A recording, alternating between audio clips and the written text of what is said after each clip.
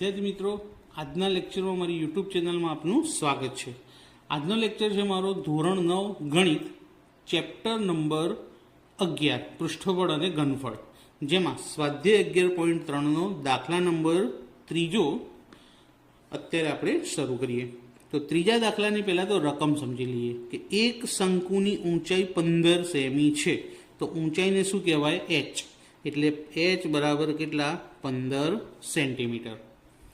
તેનું ઘનફળ 1570 સેમી ઘન હોય તો તેના પાયાની ત્રિજ્યા શોધો। એટલે કે અહીંયા ઘનફળ આપ્યું છે ને ત્રિજ્યા શોધવાની છે। ગયા લેક્ચરની અંદર આપણે જે શીખ્યા એમાં શું હતું કે ત્રિજ્યાને ઊંચાઈ આપી હોય અને ઘનફળ શોધવાનું હતું।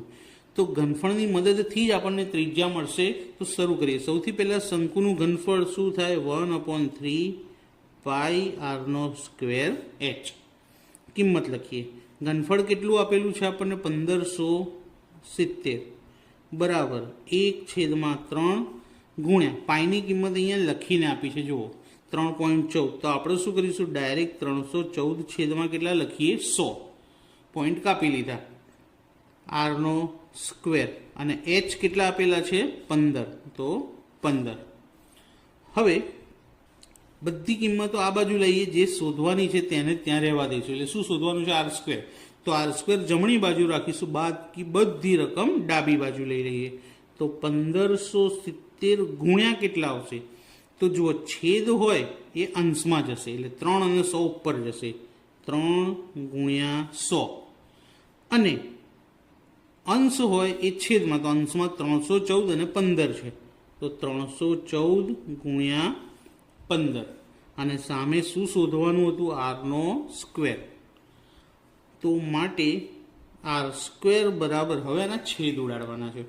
તો છેદ ઉડાડવા માટે સૌથી સરળ પદ્ધતિ 314નો ઘડિયો લખીએ ને, તો 314 પંચા 1570 થાય। 314 પંચા 1570। 5નો છેદ 15 જોડે ઉડાડીએ તો 5 તરી 15 અને 3 પણ ઉડી ગયા। તો r² બરાબર શું વધ્યું? ખાલી 100। તો માટે r બરાબર 100નું વર્ગમૂળ શું નીકળે? 10।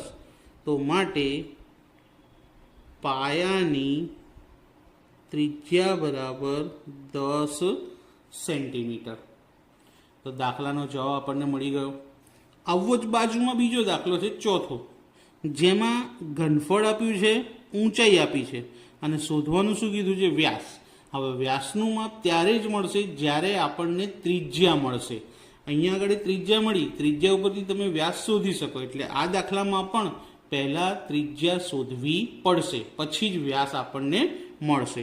તો સૌથી પહેલાં તો ઘનફળ આપ્યું છે 48 પાઈ અને ઊંચાઈ આપી છે 9 સેમી। તો ઊંચાઈ h બરાબર લખી દઈએ 9 સેન્ટીમીટર। શંકુનું ઘનફળ સૂત્ર 1/3 પાઈ r² h। ઘનફળનું સૂત્ર શું છે? કિંમત શું આપેલી છે? 48 પાઈ। તો અહીંયા લખી દીધા બરાબર 1/3। હવે ઘનફળમાં પાઈ એમને એમ રાખ્યા છે, તો આપણે પણ પાઈ એમ જ રહેવા દઈશું, એની કિંમત મૂકીશું નહીં। r ખબર નથી, h કેટલા આપેલા છે? 9। તો અહીંયા લખી દઈએ 9। છેદ અંશમાં અને અંશ ક્યાં આવશે? છેદમાં। તો 48 પાઈ ગુણ્યા કેટલા આવશે? 3 અને 9 ક્યાં આવી જશે? એના છેદમાં, અને બીજું શું આવશે જોડે? પાઈ। વધ્યું શું સામે? r²। તો જો r² છે, બાકી બધી રકમ સામે લઈ ગયા। હવે છેદમાં એકડો લખાય નહીં। પાછો તમને વિચાર આવે કે સાહેબ એક તો ક્યાં ગયો? તો એક છેદમાં આવશે પણ એ લખાતો નથી। તો સૌથી પહેલાં તો પાઈ ઉડી ગયા। 3 તરી 9 અને કેટલા તરી 48? તો 16 તરી 48। તો r² બરાબર કેટલા મળ્યા? 16, બાકી કશું વધ્યું નથી। r² બરાબર 16। 16નું વર્ગમૂળ શું નીકળે? તો 16નું વર્ગમૂળ નીકળશે 4, એટલે આપણને r મળી ગયા। હવે શું શોધવાનું કીધું છે? પાયાનો વ્યાસ। તો વ્યાસ બરાબર 2 ગુણ્યા r। વ્યાસનું સૂત્ર શું છે? 2 ગુણ્યા r।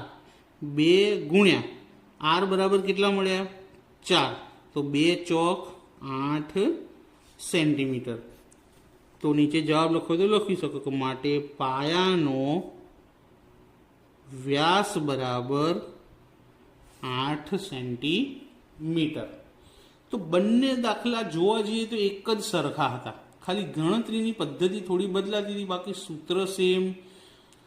દાખલામાં ગણતરીમાં જે સ્ટેપને બદલવાના હતા તે પદ્ધતિ પણ સેમ. તો આ બંને દાખલા આજે પાકા થઈ જાય પછી આગળ વધીશું. તો આજના લેક્ચરમાં 2 જ રાખીએ કારણ કે આ 2 સરખા હતા એટલા માટે. તો મિત્રો વિડીયો પસંદ આવે તો મને કોમેન્ટ કરીને જરૂરથી જણાવજો કે તમને કેવો લાગ્યો, અને એને લાઇક કરજો, શેર કરજો અને ચેનલને સબસ્ક્રાઈબ કરવાનું ભૂલતા નહીં. Thank you.